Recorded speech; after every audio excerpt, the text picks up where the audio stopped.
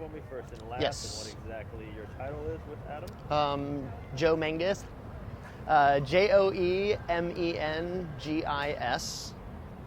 and I guess my title is I've been teaching Adam drums for, I'd say 5-6 years. 5 or 6 years. So I've been his primary teacher. Okay. Colors here, right? All right, so we're gonna do a little thing where you're just gonna look off camera for me All right. and pretend that you can still look at me. I mean, it just Yeah. camera. Not right at All right, first off, just tell me a little bit about Adam. it. Okay. Adam is one of the most well-rounded music students I've ever had. There's lots of different kinds of musicians.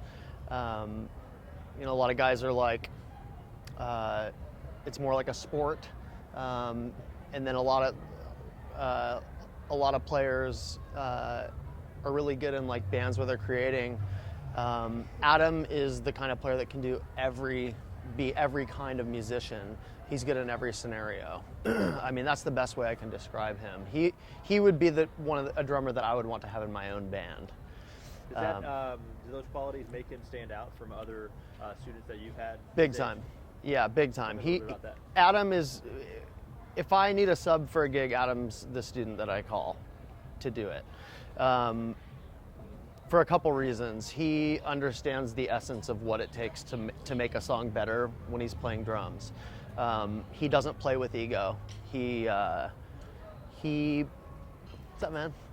He is a very technical player, and he's the kind of guy that can do anything technically, but that is not his motivating thing as a musician. So it's interesting. I've put him through everything, and he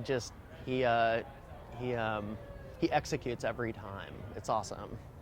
Some of what I've gotten from his parents, that he's a little beyond his age, mature beyond his age. He's 17, maybe Yeah. not like barely 17, going into senior year in high school.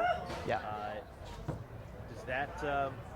Do you notice that? You notice him being a little more mature, or? Can he be a 16, 17-year-old when he wants to be? But he has never once acted like a child.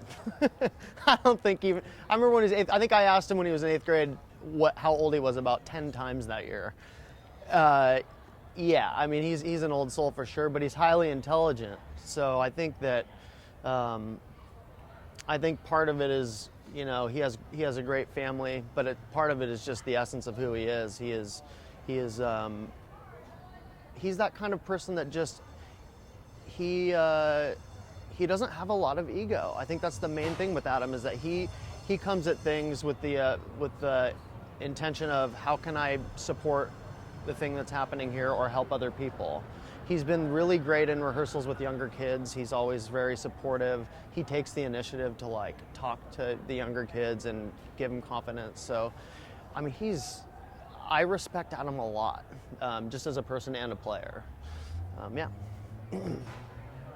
so he wants to pursue and become more of a producer role. It sounds like he wants to produce music and everything. How hard of a dream is that? He wants to get into schools. He wants to learn all that field. Yeah. I guess. What is it going to take? What does that picture look like? What does that picture look like? Yeah, you being in this business for. Yeah. Yeah. What is that? I think. Why should he do something? Yeah.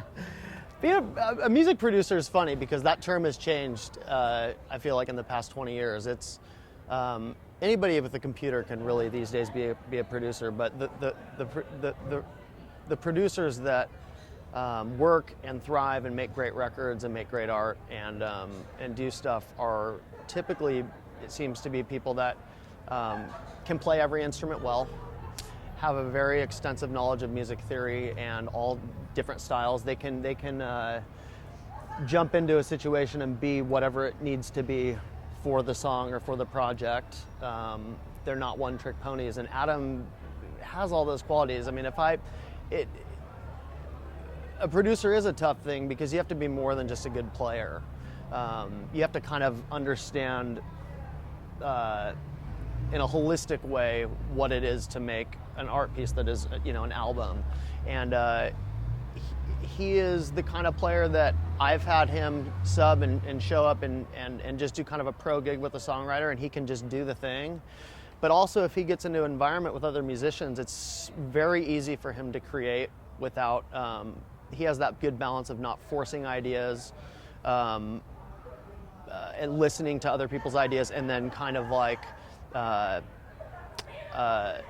accentuating, I guess, or just making other people's ideas better. And then all his input's always really good. But yeah, I would say it's if I had to like qualify somebody, you know, or if I had to pick, if I was the one that was judging, he's kind of the perfect scenario for someone that, you know, at least at this point, for someone that wants to become that.